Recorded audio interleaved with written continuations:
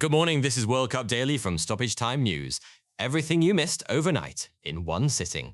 Coming up, England announced themselves 4 goals past Croatia in Dallas, and a halftime team talk that flipped the whole night. Liverpool gatecrashed Newcastle's transfer plans with a release clause raid. And Ghana break Panama's hearts with a winner in the 95th minute. It's Thursday the 18th of June. Let's get into it. Arthur here, and we start in Dallas, where England could not have asked for a better opening night. England 4, Croatia 2. Harry Kane put them ahead from a retaken penalty. Croatia hit straight back through Martin Baturina, and Kane then headed his second from a Declan Rice corner to make it 2-1. But Croatia would not lie down. Petar Musa levelled it at 2-2 before the break. Then came the turnaround. Jude Bellingham struck within 2 minutes of the restart to make it 3-2, and substitute Marcus Rashford sealed it late. Kane's double, the BBC notes, draws him level with Gary Lineker's England World Cup goal-scoring record. One worry for Tuchel, Declan Rice limped off, though the early word was that it was only a precaution. Up in Toronto, Ghana broke Panama's hearts. Caleb Urenki struck a 95th-minute winner, a 1-0 win that puts Ghana level with England at the top of Group L. There were statements elsewhere too. Colombia beat first-timers Uzbekistan 3-1, Luis Diaz with a goal and an assist, though Abosbek Faizullayev did score Uzbekistan's first goal in World Cup history. And Portugal were held by debutants DR Congo, Yoane Wissa earning them a historic first point, on a night Cristiano Ronaldo could not spark his side. Now the story of the day, and it belongs to Thomas Tuchel, because for 45 minutes this was not the England he wanted. The BBC describes a side that looked fearful in the first half, pegged back to 2-2 by Croatia, in what Tuchel himself called a complicated 45 minutes. What happened next is the story. Tuchel, by his own account, delivered a half-time reproach, telling his players to go and show the world what they can be, and that if England were going to lose, they would lose in their way. The response was emphatic. Bellingham struck almost immediately. Rashford added gloss from the bench, and Tuchel said afterwards that he simply loved the reaction. He praised an all-in Harry Kane and called Bellingham a team player. Kane, for his part, credited that half-time message for the turnaround.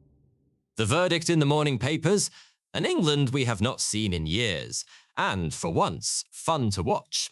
One night in, the head coach has his statement. Kate, what's moving on the wire? Thanks, Arthur. And the usual reminder, these are reports, not done deals, unless we say otherwise. The big one this morning, Liverpool have moved to sign winger Victor Munoz. Both the BBC and Sky Sports report Liverpool have triggered the £34.5 million release clause of the Osasuna man, and in doing so, gatecrashed a move Newcastle had been lining up.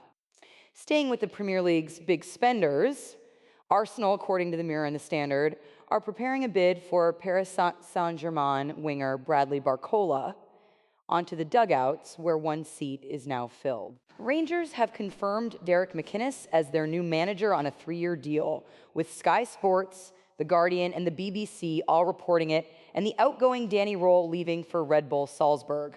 McInnes, The Guardian notes, joins his boyhood club from Hearts, who must now find a replacement of their own. And in the Netherlands, the BBC says Giovanni van Bronckhorst has returned to Feyenoord as head coach on a 2-year contract. Nothing there is signed in stone, but if even half of it lands, the window is about to get loud.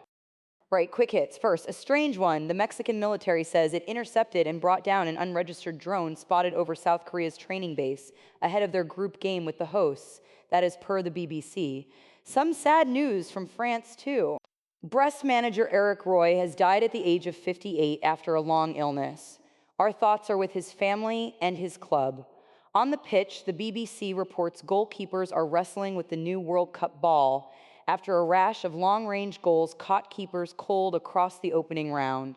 Speaking of that opening round, all 48 teams have now played once, and BBC Sports experts have ranked every one of them. Top of the pile? Not the defending champions Argentina, apparently. And the Golden Boot race has a new name in the mix. Harry Kane's brace lifts him alongside Lionel Messi, Kylian Mbappe, and Erling Haaland at the summit of the early scoring charts. Back to you, Arthur. So, what's next? The second round of group games gets going, and there are two cracking ones to watch. In Seattle, the USA meet Australia in Group D. Both made winning starts, and whoever takes this one grabs control of the group. And in Group A, hosts Mexico face South Korea, a game that now carries an unexpected security subplot after that drone over the Korea camp. Closer to home, England's group is taking shape nicely. Tuchel's side and Ghana both sit top of Group L on 3 points, and the picture only sharpens from here. We'll have shorts running through the day as it all unfolds, and the full wrap right back here tomorrow morning. Until then, that's your overnight briefing. Stoppage time news before the final whistle.